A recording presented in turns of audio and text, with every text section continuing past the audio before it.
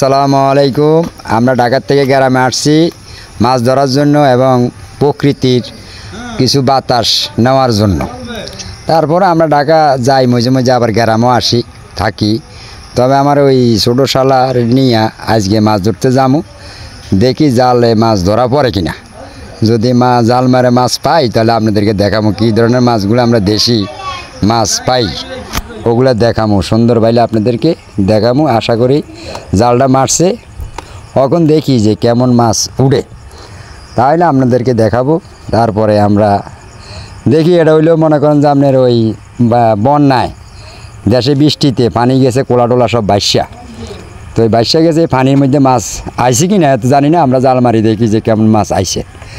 তো এগুলো মাছ আসার কথা না এই সময়, তারপরও পানিতে ভরা, এখন খালে তো মাছ নাই, তারপর কোলার মধ্যে মাইরে দেখতে আছি কি করা যায়।